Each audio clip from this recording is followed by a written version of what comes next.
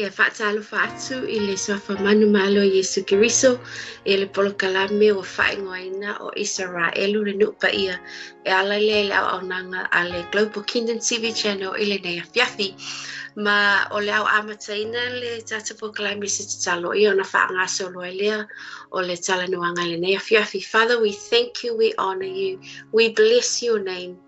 Pa'awhitaita ma I au whaamanianga I lau whaatasi mai I amataina I fo'i o le nei polokalame tu inatu I ate oe mea uma I e taitaina e ala le musmusunga lo nganga pa ia I e whaamania le tua I le atunu o Samoa o le a o e o mawhai o na mafuta mai le nei polokalame o oe e te tali I se mana onga o ia te ilatou I whaamania fo'i le tua tama I le polokalame mamata upo le atala noina ia maua lungai lovi inga I le swafo Yesu te taloi. Amen. Amen.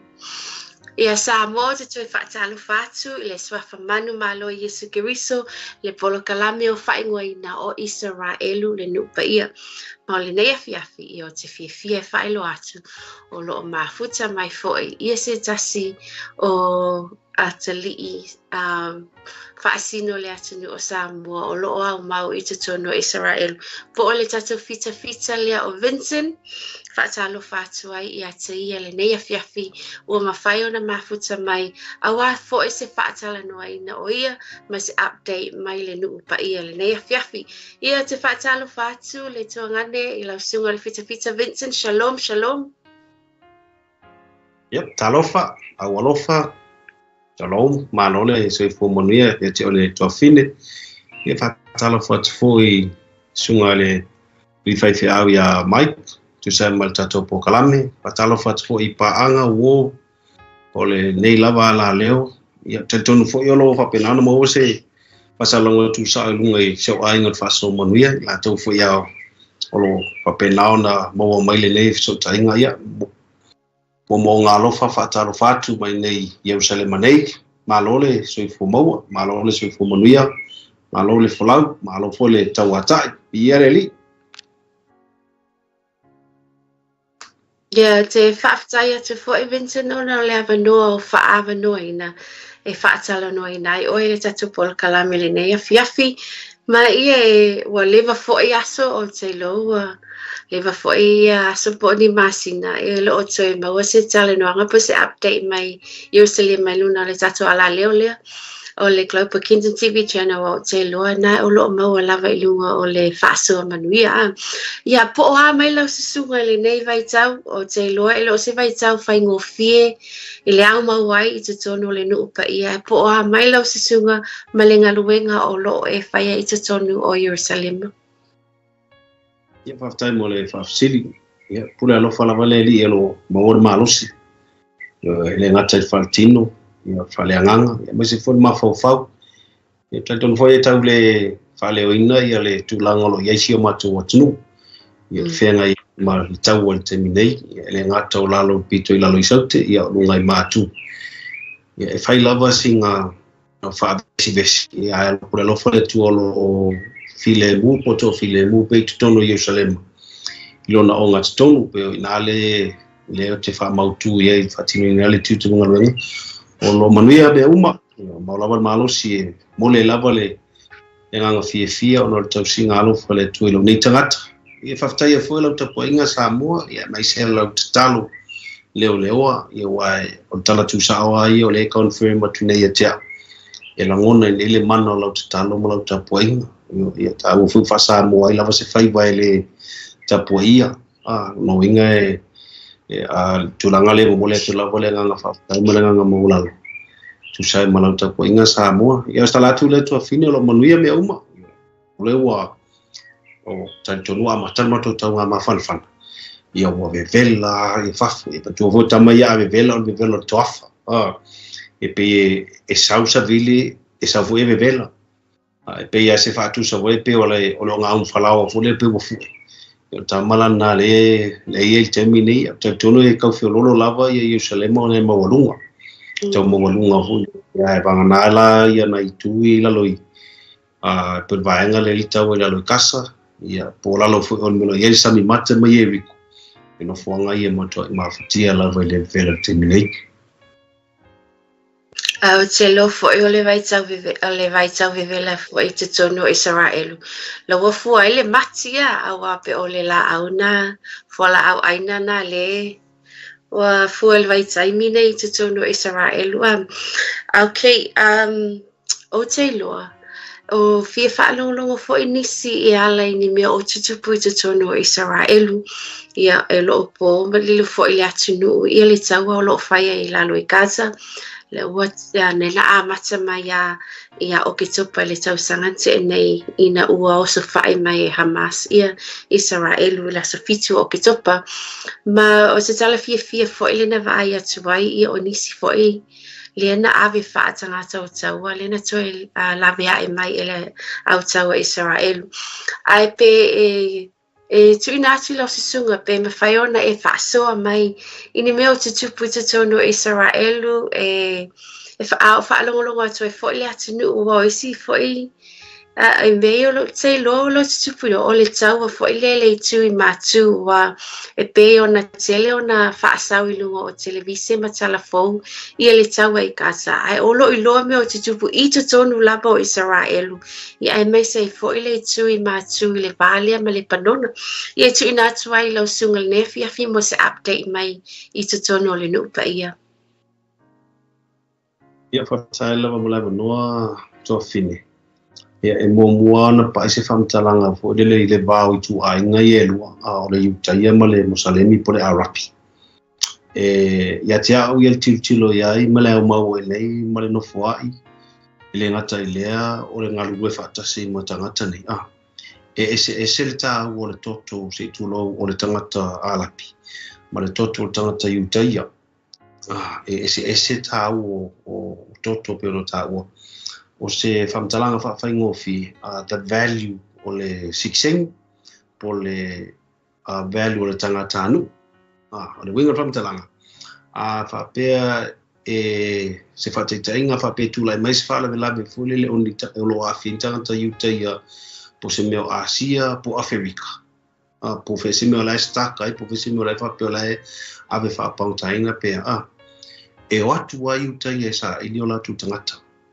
o le winga ngalo tala fo le malo se toto o fa ta wa ino toto the value o le sixeng ia fo ya tangata Utaia o fe ala me tu lai mai po ani vai nga tu po ai fo e fa o le maliu pe la titi pe matua pe to ina o le au fai po le amount po le value e ave tangata Utaia i le ola o le tangata e fai lava sina mo walunga o se fa tu sanga a fa pe e oti se tangata Utaia se to tasi e tau ia to titi lava fase la lima su tangata Arapi puso pe le ratio nga e equivalent a fa pe tasi tangata Utaia no nga tau i le fase la tangata ata to tilo e fule le fa ma fa me se ata to le me fa nga fa le tu fa kirsian e matua le tala fia ngai ale tu ai ia pangale ta o ta penga wai tamu la fona mus o le mata ni fo toto o le la veta wi musui la to yo nei foi vai nga tu lai mai to tele la bona le mani no to tele lo langia to na fai foi le tau le va o Ukraine Malusia e mo ia ai pe nga pa tele lo lang temi la bona nga pa foi nei nei ama to lai pa ia le tato vai i wo ola be Samoa New Zealand Australia wo mo to ai be vesia to le na pe folinga mai o le tu le ti le pe o le fatu le o le lalolang pe o le koa le o le pe ngau sinka mai minoia i nei le meta video vai eli ngai ke va kula ele pe bo o minoia to le i le lalolang ya titino foi la eli se los fa ingale le ya ke topa la sofitua afe to se la mo tupu tangata ia sa marili wai ia na titino la ia le po le ale fa ia fengo tau ia i le afe to se la ia lo no ngai ele tu sa le numero ele fa ne to tau ia ma ile afe to se la e o vat e pangale o tu lava manga ia ane foi tu ai ale foi sa tatu tilo o le alo nei oi I Papelonia po Iraq inisi o taua le o ese ale ave o whaatau o tangata anu. E nā iei tangata na fisili e te au tūlanga le ona le fia mamala mo no fora le wha mamala mo iei. A whapau tātou Samoa, a whataita inga. A te ukako mai ngai Malaysia, a mei maua kalafi mei o lewo o lei loa po wa kidnap. O te lei loa, o te lei experience mo al fisili, matai o mai li tātou malo, e mai Samoa su e tātou. O te lei loa po la se tali, maybe yes, maybe no, a ke loa tala mua e sau whai mai. E hale me ngālu e fwoi o. Ngā fwoi whapat valea. Pela tūlanga o te no fwoi e whatusa i fwoi lele i ele ba ai ele Isra e lupo le iutaia. I lona tangata anu. Ma le tilo a isi lava tangata anu i le ese o whata wainu. Ia, ua tu titi lava mai ia no fwanga o mai lalo i kasa. O no o iai fita aua a Israel. Ona tau whainga lava le sa ili mai tangata ina awe whapauntain. Le whuntato wa ai e tuai news. E iei nisi whu tangata piwe le i. Na awe e tangata ni whatu whaulave. Nga wakula ia le wa ai e lato. Ai waku to toni a inga e tu i tangata i lato te wa aia. Peo le si stairinga ringa whairinga maua mai ai tangata ia le pe tiutilo atu pe e le awe whapautai wakua mai lai kingo le lei mai. Mata ata pe o fulinga ngai te iloa na ave whapaunta ai li abatu whaano nofo i lalo whalo tangata ia po nofo anga tangata ni whatu whaulabi ai watu tuu i a inga fuila ia lea a inga like a normal family ai tutongu o le si weinga o kikira koe loa makanga ngofsui ai matemi nei lo o whanga solo fuila wale mali liu tangata Israel tutongu fita Israel i tutongu lava i o nofo anga lea e tola aiti lapa le international community le tutongu. E mai se koe mātou i e ngaruruen malo o whātasi. O le whawhainta, o no fuanga, o lo tau wele tau. E tau lo tupu le upula le tau, po le war. O le mātou e tele lava o le whawhainta aru i la whianga i moe. E le ngata tangata maliliu, o tangata sunufa. O no fuanga o le a mātou e whale angaina, o le a mātou i le i lope mo se le kisi, e lope mo se vai i o tūlanga umalawa laia. O mātou tā pena o mātou iloa, o le ahatula i mai, i toi nā no fuanga lea. Ia, aruai, o le lawa tau whau mātou i lalo i saute. Ia au le mawhaifuela le tui i maurunga i mātou i le saua i whai a le panona. La fo e tau ai maa mai le panona, ia le lawa tau mawhaifu i Israel. E tali atu. I lato pomu po lato wa unga whanawhana fo le whaatunu tonu, o lo ta whanga mai tutonu Israel. Te tono to tele ni so sa o Israel tata Utaia e no nofo lata i runga i tua oi. Wa evacuate e se malapa o vayasun te nei pe ana whalong foi wale koe ngia o ngai koe whai. Ona popole ngā leo Israel i le manunga i tangata maliliu. A mesa tangata anu po tangata savili o lo tutono Israel. Ona lewo ta ua le tūlanga le tangata savili a lise mga pasta. O le Pero tūlanga na i afo ia, i tūla afo no mene o taua. E te tau na whaisau tūninga. Tau lenga whaisau tūninga. Ai alu whaila te tau. E te leso o ngā whaonga ina la wālau tūninga, fule le whape te toi se tūlo, e te whana le si tangata, fule le whaasamsama no. E tūninga le tūngina. E ka kaunga la kumala kōnginga, sau o mara kōnginga, e whape nāla i le e taua, so sesi la wala e o fuose o whasaviti. I le te tau ono o e se awhianga fōre le i tau ane. E peitai ane, o tama ia, i le sau se tōninga, e sau lava sa viti. I o mauala tūlanga, i o mix whaasolo atua, o le lopo e tangata le, po le lopo e tangata le anga, pe e sau luma tangata le, o tu atu, o la e lafi mai tangata whaatupu whaula. Pe tūlanga na le whaawhainga tā i lava ia i Israel, o na whaititia mo tangata savili manua. Ia, o le eifo i se be mawhai e tangata savili ne. Ona le malu si anga atu, o le itu e tangata o lo whapenan whao pengaina, ma tangata lo i ele malu si anga.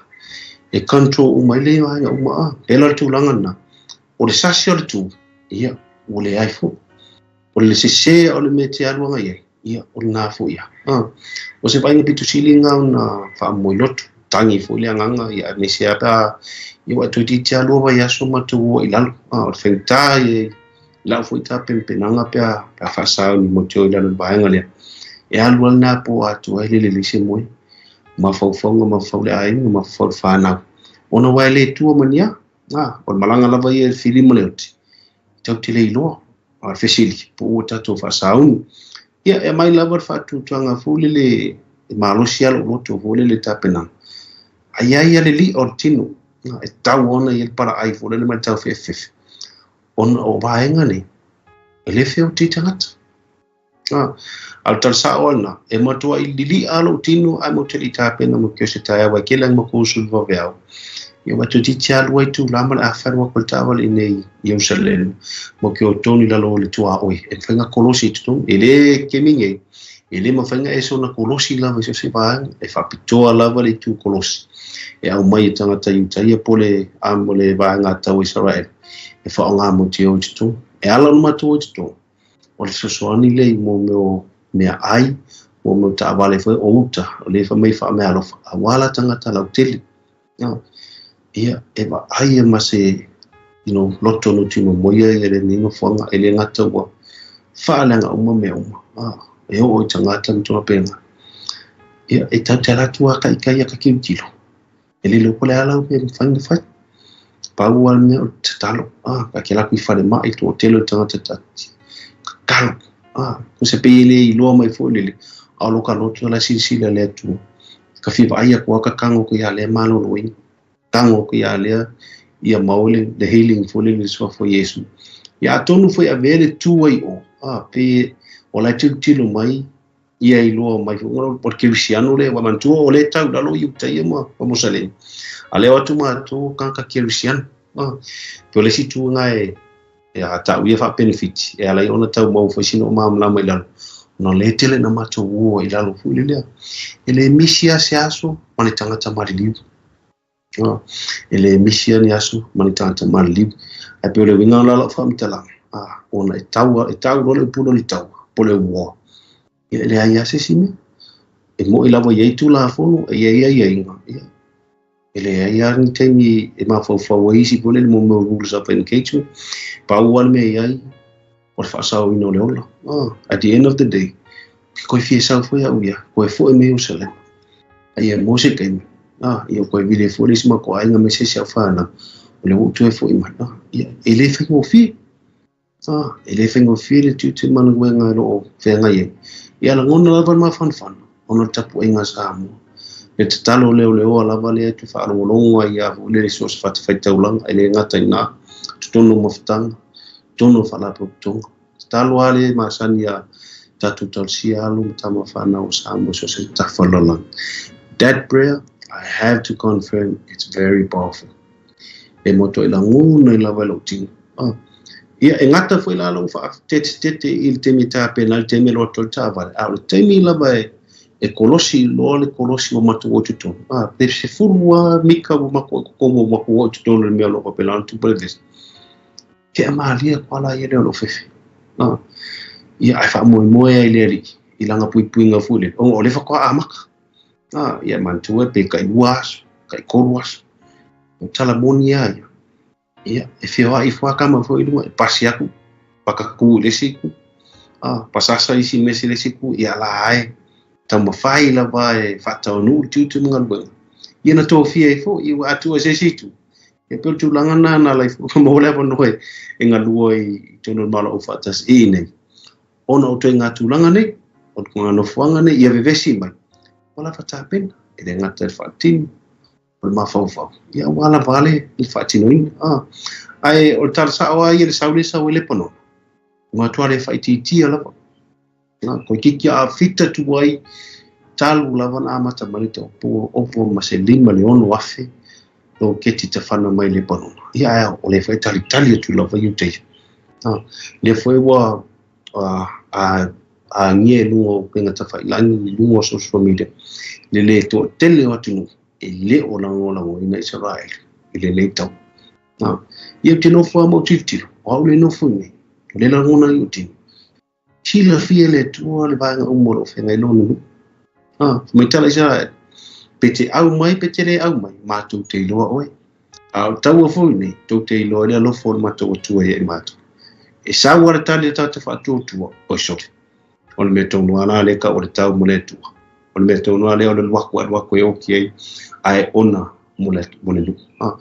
E se le tuinga whātua ri lise. It's very rich. E makwai losi la. Ia te tilo vai se situ, pe e whoringa mai. E pe o le mena o le eitangi e tangata iutei. Ona le lato whātua. E ala fu ona lofangi e iutei. Ona le lato whātua. Tai maa e fo ile tūlanga. E le ngata fo ia fo ile whape fo i taia o no o wingo tangata, ma pe o le tōtu ma tūranga whapena. Le ai, o le mesa o ai o le alai o na inosia pe i tangia Israel, ona le whātua o tangata Israel, ala fo ia ona lofangia. Ona, o le whātua o tangata Israel, ona o titilo la ia le whamunianga fo le polwhea ngaingo. Le tua ma pole amo, o e whamanui lo nu, te whamanui. O e whamala, e whamala. No uma, tangata uma, e whita ia Israel. Ia ngarwhea ngai am pōpuanga. O ia nu e pi e whai mai fūri le mau mai tau osa whai mai Israel. Ia le te vai e. E aua ia le tua lo nu. E o statalatu le tu langa fo ia ai. I me lo tupu ia mai se wale, lalo le tau ai lalo. Ia te minei e lo mose matu so ta inga. Pe mau te o i lunga i whefo ia. I lunga i matu, ono o inga. O lo iele mirikeli fule le monitoring e le vale i le kua oi a Israel ma le panuna e mantu feo lunga e senga vaa ma le panunga o le vaa ma Suria ia o le vaa fwe ma Yoritan e whaisinga ke leo le o le poda la i lunga i ia pe furinga mai o le vaa e ngā le i tua le panuna ia te le tawhana me la kono kiki paralasi ngai Nazareta e ia isi lo keti o mai le sami o Karilaia i o vaa ngai lunga i matu ia kaula vea fwe ma Haifa ia mai si vaenga ia ai lo le fole tu lo manuia lava Yerusalem ia e pe ia e ngau fa pe ia ma tu fo ia issues we have our own problems for le va o ile tua o ile te ia man Jerusalem por alapi ia tai ton fo le te sa mon mawina te no fo ne you can feel the tension everywhere no sasi fo al ku pakaku o sasi fo al savali ia o lau ka ko ai yo fa pe uma wingo tamane e fe ina ilava ia la u o me maliela o te fis tala to i le faso no fisiringi mantu o le sio mia ia i fo ia Israel venu arapi ele ngato ai ko pito lalo o Yoritana po Moapi o Saudi Arabia ia o Amoni lunga Jordan o le sio mia uma lava ya tu ala pinga Israel ai era vero Palestina pe foringa mai ele fia so swani mai la tu ainga le por la co tribe o tulana no fi Sicilia ia pe aisia o le mafuanga Sicilia fo tanta Palestina ia la me le fi so swani mai ia kopito la me le fi so swani mai Jordan a mai se Saudi Arabia mai sia o toa o ko kakala o me tala laudi it's all about Jerusalem tawa umane o Jerusalem ma ko wali ku ainga alapi e nofo fale e no nofo fata mai utea e fai pitings o nofo mau i le meta o Jerusalem e le mawhai ona saule ku pito le mawhai saule Yoritana le mawhai saule Saudi Arabia le mawhai saule Iraki e sau Jerusalem e le mawhai o kilfia o me Jerusalem ai le ai masesi e whainga o me Jerusalem wana o ila tau lava pera tu langa ngale foi e le ngato le fusu tasia e Israel le lalolang ia le foi fusu tasi Palestina ia na o lato pe atu i lato fo ia i tu ainga io sta te lato le tu langa malo lava fafta ile faso maya wa manino fo ile whaalolongo atu lo tala mai o mea o tutupu i tutuno Israel ia me se fo i le tulanga na ia lo sunga ma matango fie fo i o wao lo whaalolongo mai le atunu o Samoa taua te lele lato te talo mo oe awa o lo ilo atu foi ia ni no fuanga o lo e awa e tuai o no aluenga o lo whenga iau ma o te whiawhisilinia la I lau wa ai e te tonu o Israelu wa le wha mau atu lau saunoanga o la wa evacuate mai ia tangata ino no foi le tu matu ona o lo ke tia po o ni mea taui o lo tawhanga ina mai e le panona I te tonu o Israelu ai a se wa ainga I tu inuu tu lata atu le I Gaza a Israelu le na tupu wai whaalave lave po ua mawhai ona toi fo I atu e tangata e no nofo ai po o whaavanua ina pe ia nofoanga pa are the people able to return or po whewa o no nofo ai tangata ia na nofo I tu ia inuu tala mai o Gaza le na oso whai mai e Hamas I le tausanga na te ane. Taila mo kasi o tele se tulanga na tula I mai lalo vaenga le ka e tau vaenga ka o te tusi o kasa envelo.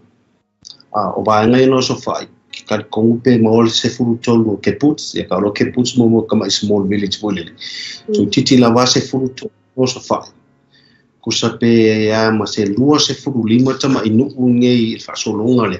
Ai se furu fitu le ngo so fai. Ai sa uma le si vaenga. O le vaenga sa tula I mai. Kusa sa o tangata ne e tele o nei tangata. Ia temi tonu ale whintau tau malu e lua I le whainga maloa a Israel. I ngau to e sau tonu peni a mina. Tele la o nisi tangata fo le pesa te te e I le to e sau tonu e whao peni a mina o to e malo I le afu ia. I palota, palmia le tula e me temi nei. E to tele la tangata I lalo I. Pero tangata e pesa a keintsa I le whainga malo. O le mela sa whai tangata ni sa la tu te tala lewa noa. E wha whainga lua ngai tangata mai toni kasa.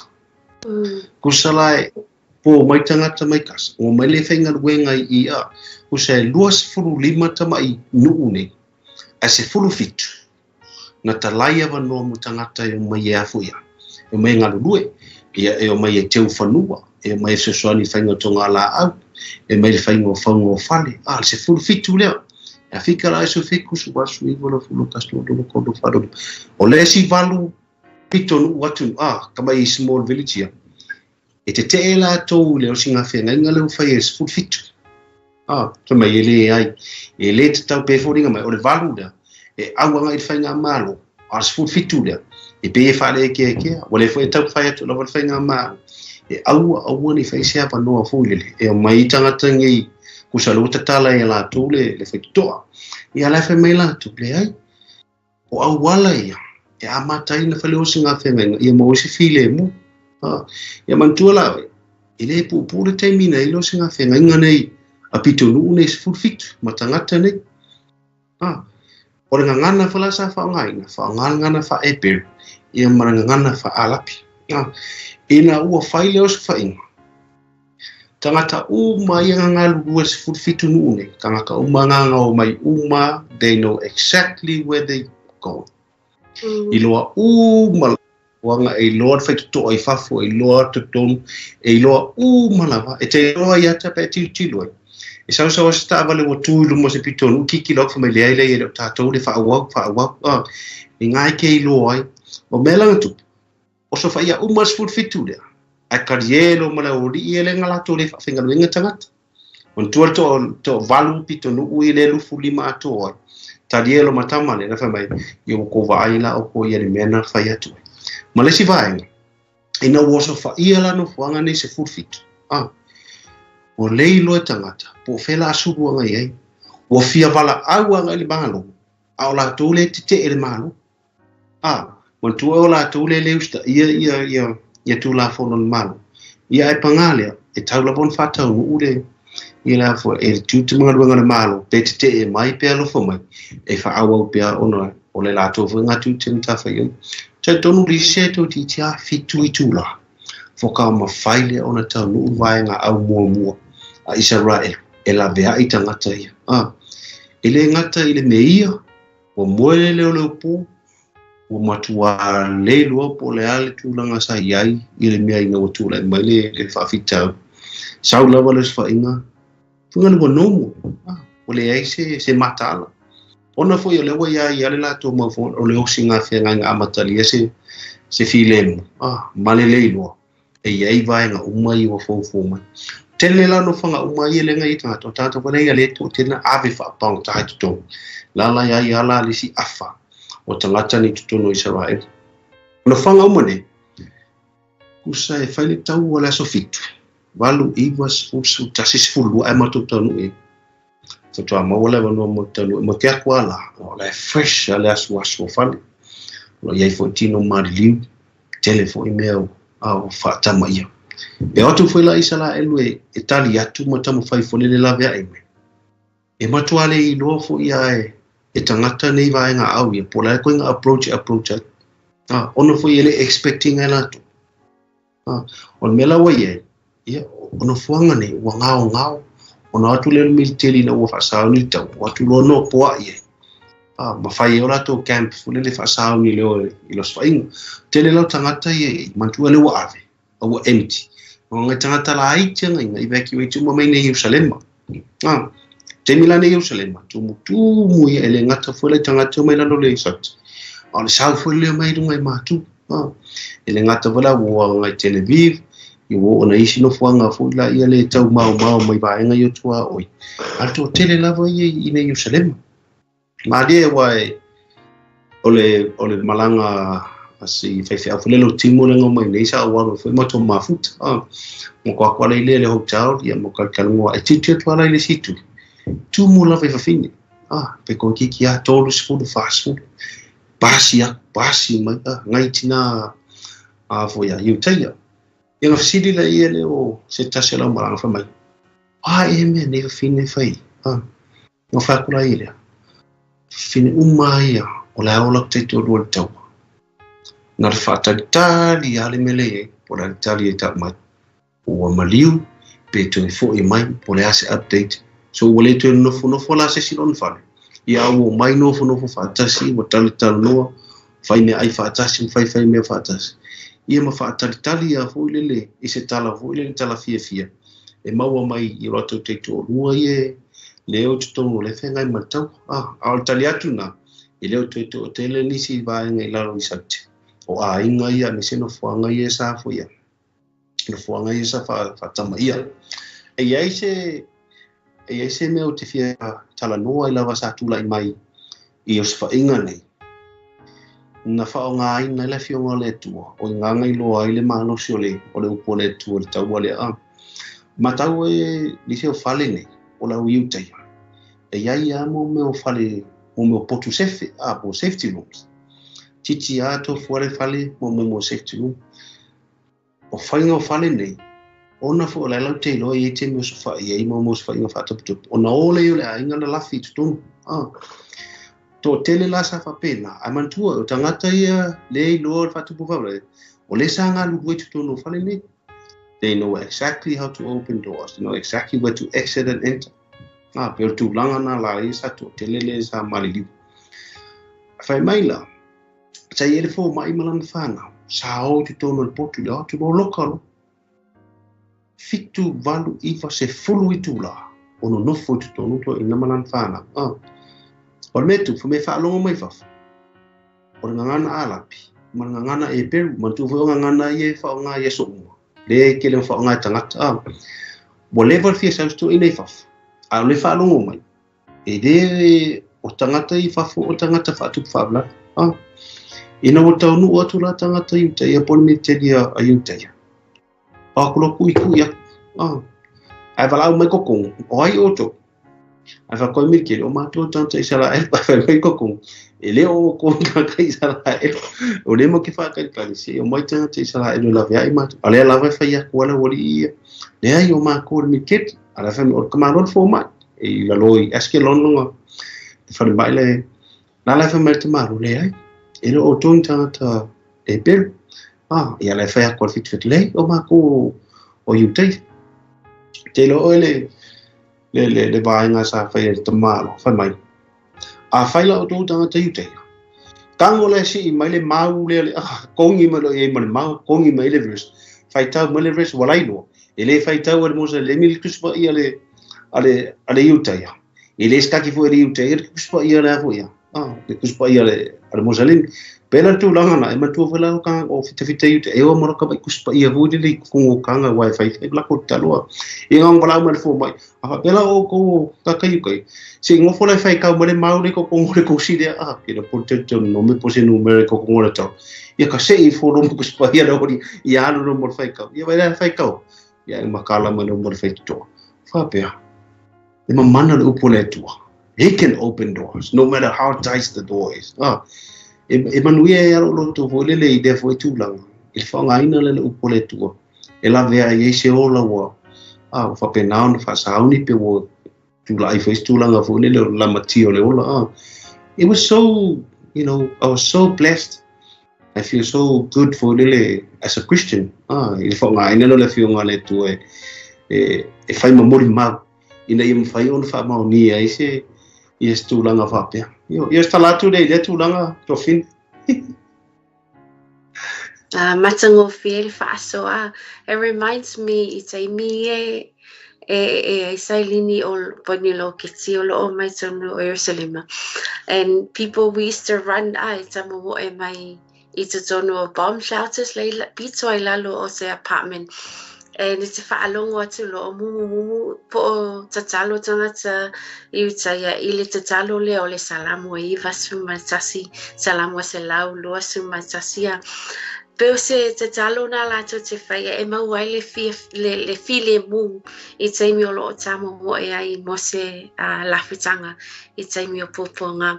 It's really sad to listen pa whaalongo atu fo i le tauia o le anga le leo tangata i utaya i le wa o e anga lele atu i tangata whaingaluenga Gaza, whiso soani o lato ainga, e ale te tongina, e te mina whaingaluenga mai ai, ale na tu o so whai mai ai, ia le nu o le tuo, ia o le le mata ala fo ia, ma o i loa pa i te siniu se mwhaine e te o lo e mana o e whaasua mai le nei, a fia e te tele atu le te tita mata upu.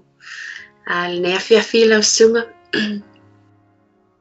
Ele se mea e pa wala si update of Jerusalem ua matua i local telefano. Ua le te ba yesi tu lisi te mei tono Iuteia. Ua na o tangata anu Iuteia lava mo tangata Palestina. Ia nale nofo lava whataitaki. O le to ia eni pisi nisi ia ona. E foi nisi tangata e parpalau mai pe o la se temi mana ia siasi mai nei.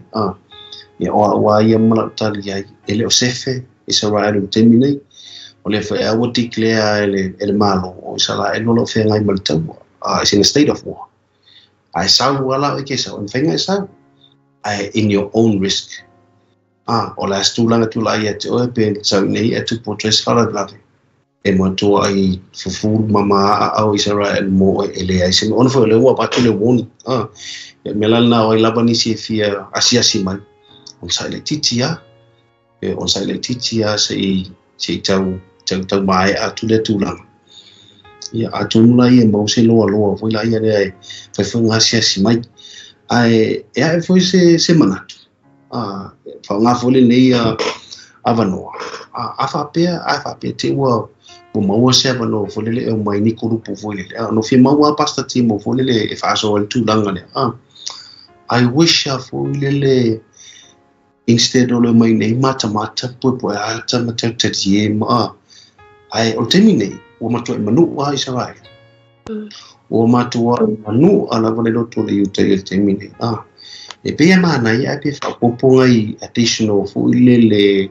I malanga i o mai poani me tatu tio mai fa tatu sosoni ia utai pe tatu mai tatu e serve me ai fit pe tatu kukangi me ai pe o mai tatu te sosoni le fa ile tamane le harvesting o fa ia o fa ola outdoor matula fa se me afu le fe un tatu o final tatu te fe sosoni mai utai pe le ngalo ta ita te loa lava I la ngono tangata fe o isolo ine te vai tu la vele ele manua o la tu loto male fa no ia wa il cristiano fa pe ane lo loto dice si le fiele tu me ona I loa le vaenga o ia ilo nu tau nu fo ni so fa perfectanga pen fetala ia Yesu o nei mea umai moa I mai la to fa longo la to mai tau la to pa ai talo tau tulanga mo fa pena si tau si malo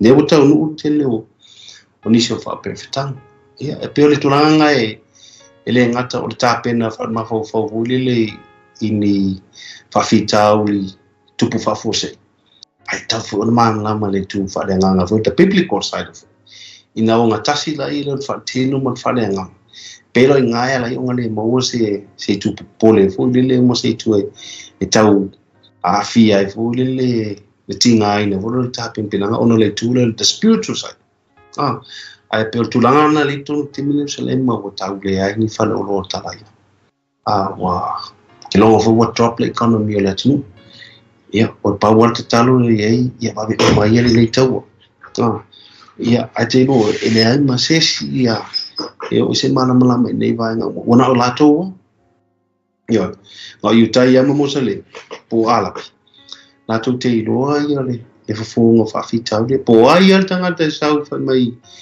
o le masima o le pata o le pepa e lulu ma fai mo me ngai mo na o lato lava e fo lato te ro le tenge uma mo te mi fo tau no fa muta I nei tau o tene mai mau pena ua mau nei tamu le fa tango Yesu Kristo e wa per tu langa le ala yon fa pe ona fa mo ngolo e ma tau au o tamu ne ia tu se si tu li se yo step brothers Isamaeli mai fa o tamu Isaac e le mo fa mo la no le si i wa pe ta tu Christian e kau yesinga avanoa fa mo la lo lot o fa ma ngalo ma kama mai malo sia oi e fai o ka fai fo kai ka wepe o kala se me ka kiwe koi se fa bla fa pe ele le es pala ai o la yo kamala ele ai ai kala fa penga e tau ia le tau e fa o manu e fa o le ona o la to fu ia na ia tu puanga la to fu nga historical history ngo me ala to ia se yo o me level 10. Thank you, Vincent, for Faso Malinea Fiafi. So, for everyone who's watching, ia tatu tatalo ina ia maua uma mai fo I la tauia o lo abi whaatanga tau taua. The hostages, pray that they all be released or rescued. Ia whasosoani fo ia le tua le nuu o le tua e peona ta ua le tonga nea Vincent. O lo manua lava loto tangata Israel. They need our prayers. O tātou tangata Cristiano lo talitonu le upo le tua le afionga pa ia le tua tātou te tutu mo Israelu. Tātou te le ai I politics po ali tula in my government. We stand with the word of God and the word of God stands with Israel. O plena le tua fufuanga yaso amuli po aso ngatai e o ngato tonu lava le no le tua I fufuanga le tua. Amen. Thank you, Vincent, for fitaili fasoa mai I ala I me o lo tutupu I totono Israel ma matau I lo ai o lo mana o mie lau sunga matau tatalo o lo mana o mie foi le no le tua a matau tatalo. Okay, wow te lo o se aso holiday o se aso whapitoa nei I te tono Israelu le lo iani ngā luenga ele ngata I tangata Utah ia au tangata alapi fo ia. But I want to ask you about Shavuot po o le tausaminga le o le Feast of Weeks o lo o whaamanatu I te tono Israelu I le neiva yaso ma o mauai fo I se aso e malo loa I ngā luenga. What is your take on Feast of Weeks la fo oe malama baanga e te tuwha mai ai mai a tātou I le nei a fiafi I whakataila ia o le temi nei o le celebrate ma holiday e lua I te tono o Israel o le Shavuot ia malkamale o le mini Eid le wari ia le Muslim ia le tele na whai loa temi umale lato wa fwe lato whalaina fwy lele matua fwy o le kamale o le awha Shavuot o le vai temi tonu ala ina o esama Israel kusapia amata mai temi o le Passover Peo ina amata mai na o ese mai ia Israel mai e kupito. A fa solo me ala ia kusa lai fa apokalame le Israel la ko ese mai e kupito. E ui lawe fa se fu tau sanga ia na feta isolo ai ele tuolo na nu ele ma ai tilo ne e ma dia ia le se le o kai lo ngi fa fanu. Le ba na tonu na kolosi mai ai ia mo se ma no reto. E ka ke kilo pe ka ke aka pe skama imea le kusa le fa tami i lalo le afuia i lalo le pito i lalo i kua ko kasa i ngai e kupito ia wan mesa o ia kusa nga kolosi mai i lalo i kupito o mai la i e tau tonu me ai le pensula Sinai kusa to titi ia o na vaitei ele lo te na faitau nga sa faitau i tau sanga pe faitau tais fulua masin yo mantu foi ese foi le kale na Israel ese foi la tu ia kale na foi le tutu sama tatu kale pe ila tu langa na wai ole si vai nga mana ina wo ese ma Israel mai e kupito e tele yo vai nga na tu Israel we awani yo mai ona fa mai e kipa i foi kana la tu from the reminding the time they were there ele au mai Israel le sisi ele ia mai Israel fefete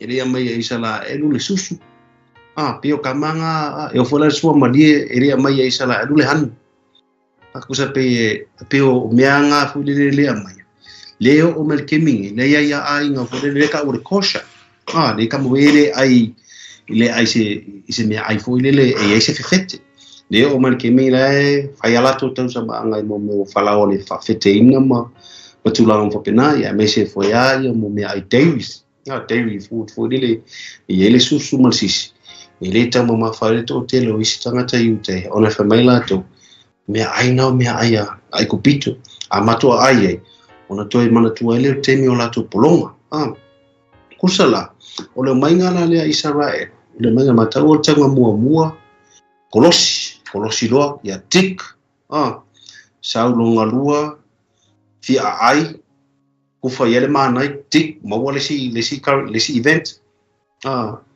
sausa wale lia tare papa mo wale si event akusala ole lungo mose e mai tu la fono sefu peila vai tentonu ala le fa ilonga ilo eva e foi e utaya le kusa ole au mainga tu la fono le mainga o tus ispai e tu inatu i tangata utaya ola ngati tilo yai kuso le foi le tweet tangata i la sonelise o le aso sapati mon tu for sapati e sa me o ele ai se metstalo ele ma fai tono a Jerusalem ele ma fai o ngalo se utai ele sunako i se tavale po le alma maur sunako e sa vali di ale utai peto o fato o no lan fana e sa vali lava ele ai se tavale fa o ngaina se utai ile asu o le sapati o na foi te lo ile mamal por fai lo ngaina i foi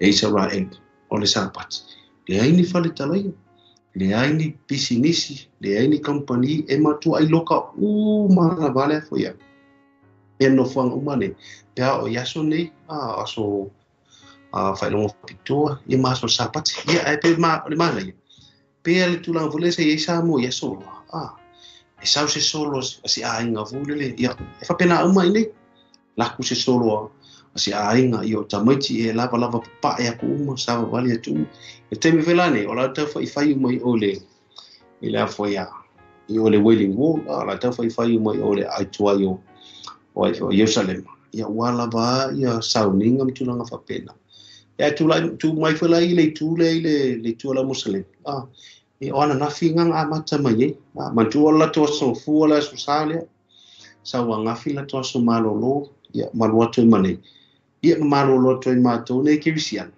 ia pe o sia fianga sirina wa afa malu aso fa pito tamaya ia la foi mo ko ko aso malolo ai disol talia tu al matua malu la vol fa longa ina Israel termine yole o la ko holiday le por special holiday le ese mana ia volele mo ilava wa leva leva no ai lo fa manatu lava ina ia malama ai ele ngata fo le tulanga ai o pasina tula le o le malama i le situ tupulanga fai ai o le sime mali o waru te tonu le malu le so le sa ko walo le sa ia talatu a fero wa i fole ka kilo ai o la kule kilo i au ka fai ele mele fele wol fole ke la kwala ile la fole le di se e fa sanga i tanga tai utai se fulu situ se fulu i nga bakula ile o le foia o le lako tu si le tora o kilo la ile kama po le se foi up o le fa pe mai mose ai excel interpreting ai excel interpreting o nga debate la ia le se le ai o le fa mai mose in general ele nga oi ale fa mele se di le ai vai fole ia kiki o se pe mai e debate o me mana ia la e ka fa ia lu runga leo o lima o ngupu o mea umanga ai umai fonga e ma kwai achieve vale me tasile mana na oi ele ngata la ele na o ile ma fuenga fa debate e fai onga tupulanga fai ai ia tupu ale i utai ala titila mtupu o leo ma kwai sa o lava fa winga inga o le fai upu o le fai pusa fa pe aso mala ia foi le tula aka kilo e fonga le pe ala fa fusu ko le leo o lima o nguku o ma a pe menga ele o sa vale so le rap ai fu le e fai ma kui mo so soangin fa lo lo but it's become part of their culture. They go there just to discuss, they go there to debate. E le upo le tua fu le ai pe lo ta we uma fa ka kiro fa lo kwa e fa pe mai le o e vale o e kire lo o e fe menga menga but it's very nice, it's very good pe no fa yet it's not for now but it's for the future generation for it you study today le tu langa to fin.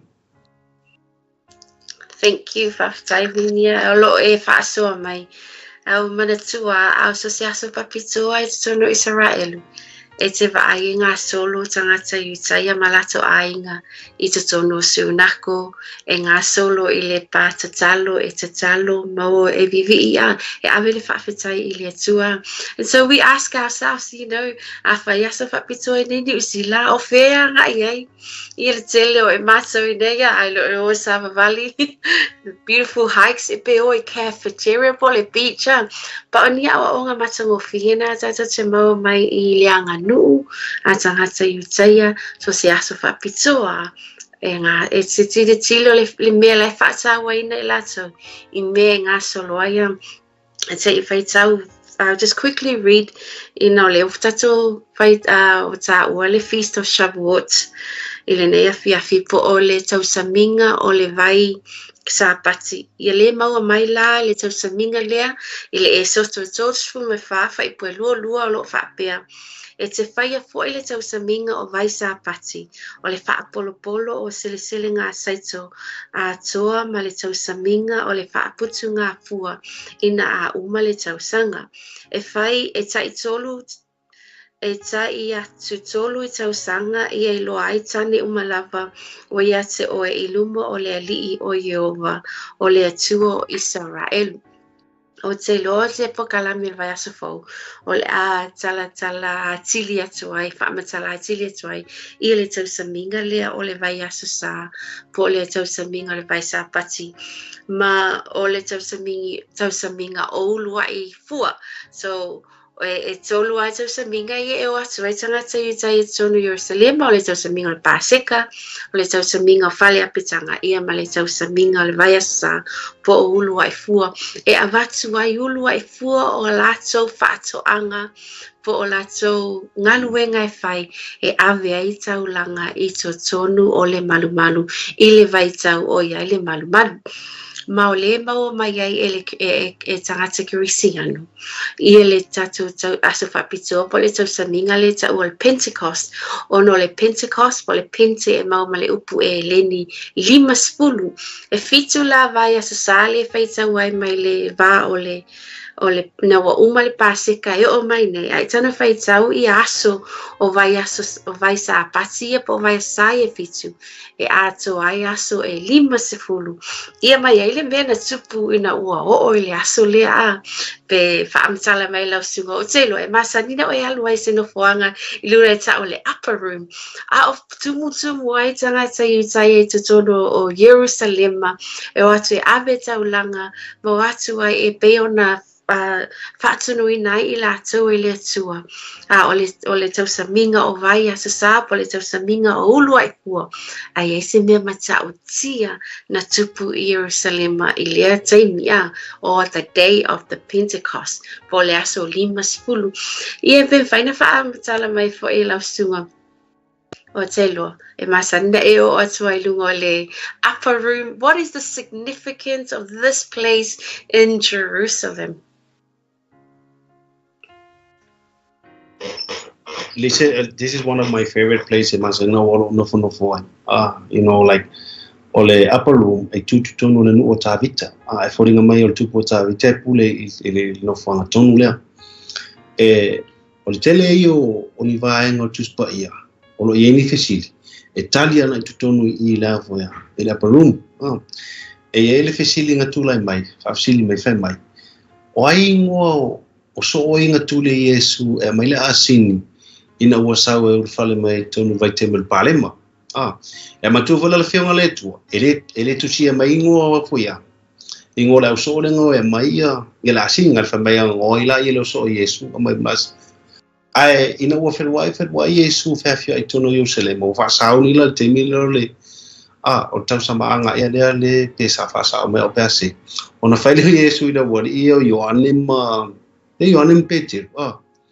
Mai oi e ta pena le potu lea potu pito I lunga kusa lai foringa mai ola wari e pe o ave fe au le lifa aula o so mea e mana o le lifa aula e pe o pe te roma Ioane fe turinga o inala le ta di fesiti o ai so o Yesu no mele asin ai mawala taringa I le il faingo le o fatununga le fa bele o kula I le muli tanga tolo tau ave atu le apa vai po le tano vai fule o ngala le o potu le disi e te vai fausanga o tono potu le e pe o fausanga o le sunako e lo I ona vivi mo na liko le tatu sa mo funga le is a high ceiling kusa pe e ato le piko I lunga a pe fa yali me lalo na tu fole le vivi ma liko o fali le ngata le tula o lo ye tonu le fata faita ulanga ta o la fata faita ulanga I lo nio tatu o ke visiano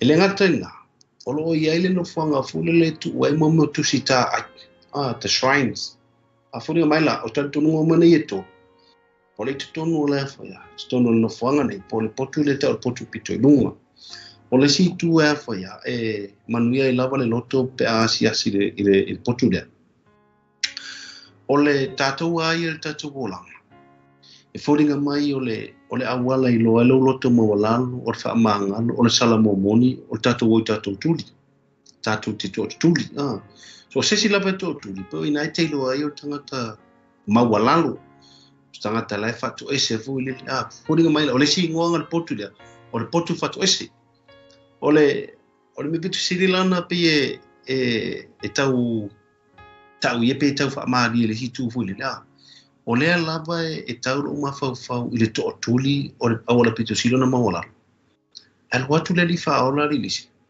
pasi le to tuli al watu mulu vai wa mawala lo watu le ko le lifa ola he went down the lowest wa mulu lo vai o ina o matuai I lo lava ngale loto mawala pe o le sia uianga fa ingoina o le nei potu o le potu o le loto mawala ia ai alu ngela I lunga I vivi poliko I o fale lea tua fine o la tata ai mo me o ta man pingi pe e kava fo le manu e kalan fa pingi si ma fo le ai tiro na ya to manu ia pa fa pe ai inisia fio mai masisi e pe ko fa singore ile le muto le manu ya nga ia lava ia ai pe o manu le pe o kokele ka o le parrots fa mai ale se mea ona no fola ile ko e pane nuntu ona fa fana ila ile o ona na fana but this is exactly what Jesus was doing there o ia tofi le arito ona ia tufa tu le ona so e folinga mai o le failinga lunga le fa ale reflect mai lunga I po o le potu lea. Whapea. This is very powerful. This is very significant as well. Kuso le reflect mai I fōringa o le potu. E le ngata wela lea. Peo I fo le peka o le potu la fitanga.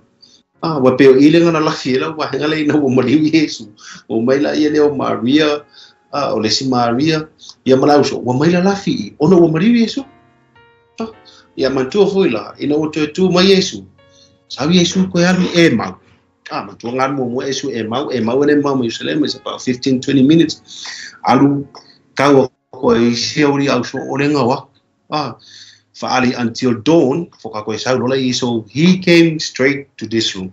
O le poto fa monianga ina o fesili toma. Vanga na o tango ma over ai mesa tu ye fa. But o tel tone o baila telo o ingoa very significant names kino fa ingoa le poto.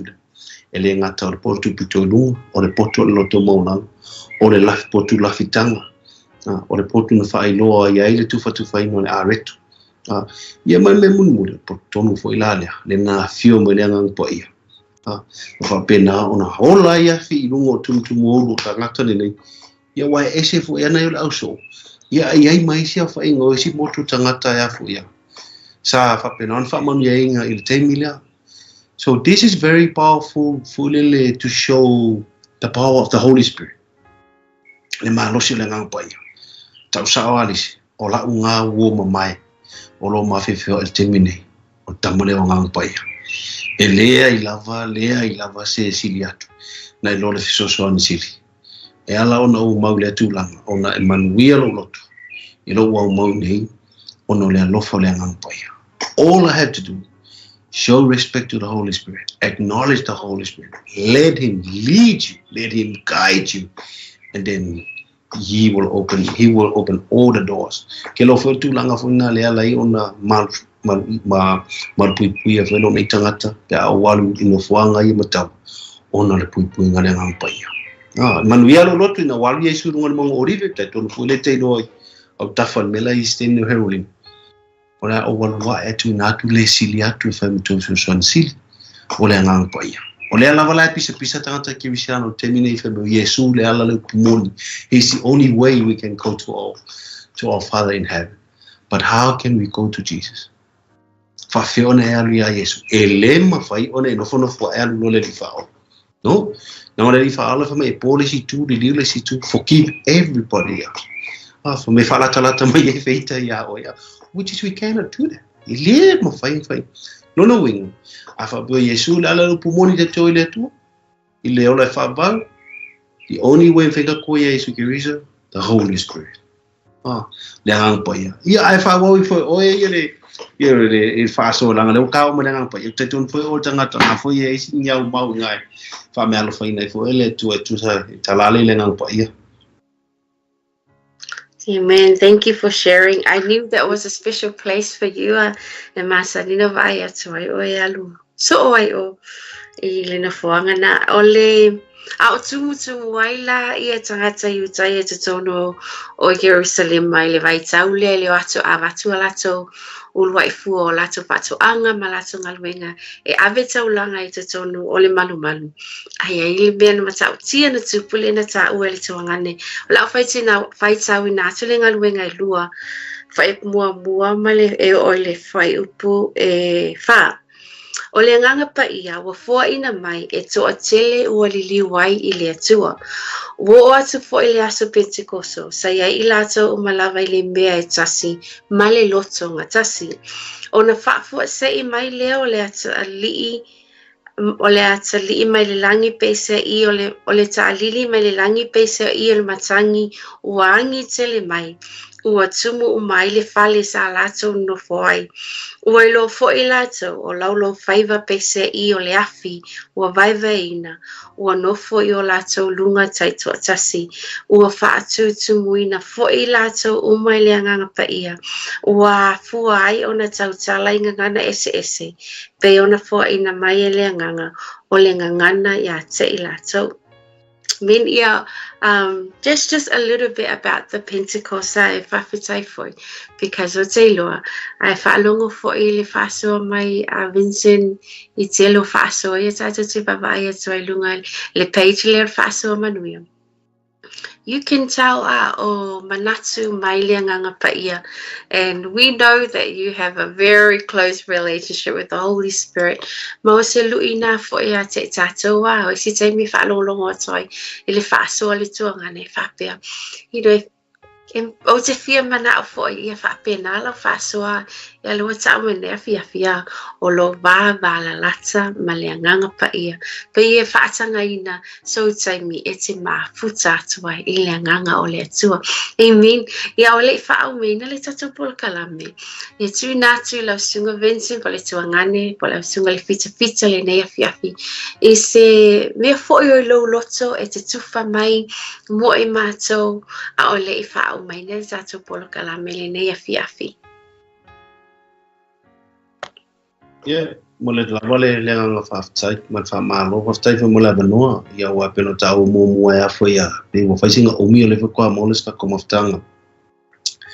Ke kongu fo ia ua e le tau whailo lunga o penga te whailange I le ngaluenga ti apolo lo whapena an whatini no teni nei. O la vai si o tatou o tunu, wa fia tangata uma. Sau la vai lunga ri, e maunga mauro lunga se tau la vai pitoiti. Ta feli sa no ti apolo e te loi whamtalanga e te loi upulafu wa matono le se mata o foilele ia o se valvalusia lava ia la au mai nei lau fitfita sa moe awana ingalo lau whaavai awana ingalo lau whaavai awa fo ina ingalo le upo le tu e whai mata ia la isomo a whaapea le whai mai le tu awa tato tu silima awa tato tu silima a whai mai a watatou te whamasino atu, a watatou te whamasino. A pēwhoringa mai watatou a makau kako shift away. I mai kako principle le ngai. O lau su e ngā ia no walu lava ie su e nawa, matua i o tangi na ngangpai. Si au mai e te au le winga li ngō tatu atunu Samoa. Mai e te au le winga li ngō Samoa. Ia ngā o lava i details, ngā o lava le o ngā alu wha e lengi, alu wha e pēr. Ia na o maua lava o le winga wa Britania o Samoa, o le obedience, o le ustai. Ustai lea, ustai lo whawai. Ustai mātua.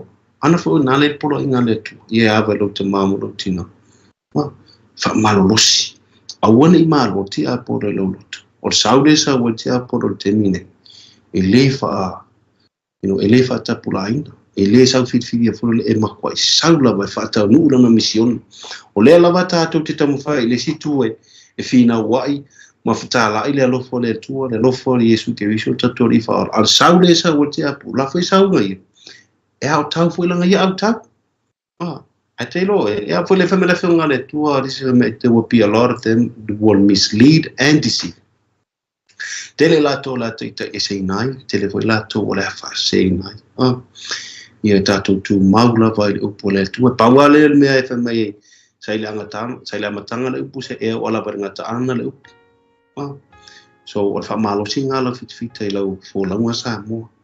Whamalosi mai. A whai o tātou tilo tu I le situ o nā o le tau ai maa. O le tau whai tola, o le tau whai whalo awha. Tam whai tātou le malosi le situ e whaasoa le whiunga le tua. Meaning, te talo. Mana o mia te talo. A whapea fo ia te iloa pulea se au wala e mawhai ona e ta o se fe au I o e whawhaingai au. Whai le ngang paia. Whai le ngang paia. Tell the Holy Spirit, can you visit His Spirit? Wa mantua fo e tofu wahanga di tono I tātou. Aru iei, tau iei whamomoro le mele le tua, o le awala moni, o le upo moni, o le whingalo le tua. So instead of lakwai o pa, makama mo o kengia mo I alu le kala furi. There's a lot of different ways. But if you acknowledge the Holy Spirit and give Him the chance, e pasi the message, malu e whaatino nga luenga le lawa ilo, mai loa ngo whaamumua. So when He achieved that call for you, thank you, Holy Spirit. You're the best. Now, al mele e whatanu e rangang pai, ai sau mai, wa. Awana ingaro o le pride le Samoa, wa pasi mo fonga whariki kele fole. O le iko le Samoa, whaisi na maulung. ia ole whaamalu si aunga mo le tatou ainga me se wale tatou pokalame mo mole atu le nganga whaafitai lawa le taile loto e me se kuisia mato ainga se whanau olo whapenana tali mai foi ai Amerika mole atu le nganga whaafitai so staff ole nei laulaingi le lo whaafonga mai maua mai tatou whaasalanga ia la leo me se so ainga whaasoa manuia o tupu mato ainga ia o mako ministry foi na ali lise wa o tupu tau ola le fia tangata voi whanongongo i pole tua whaasoa i mea le ia e whamanu e tele le tua te mga luenga ia whamanu foi le tua i lau sunga lo papenara tula i mai foi le nei ia fiafi ina i o tae e mato nei i Jerusalem whamanu e tele le tua te mga luenga i whapena foi tua fili nei maua le malosi ia maua foi le oa whale nganga i whapenara na lau ngai le upu ia whalau tele o nei Samoa ele o ngā lala se mea ai po se mea inu ai o whaale nganga. We need to work together to feed the spiritual part of our people. There's no one else can save our people. Ngau ka koua. Ngau tātou lava. Alo whātu whamani e tele le tua. God bless. Alo whitwhita nei o Vincini mai nei Jerusalem mare ai pahia. Whaia saifu. Faftai. Thank you, Vincent. So dara ba shukran. Faftai mole taimi.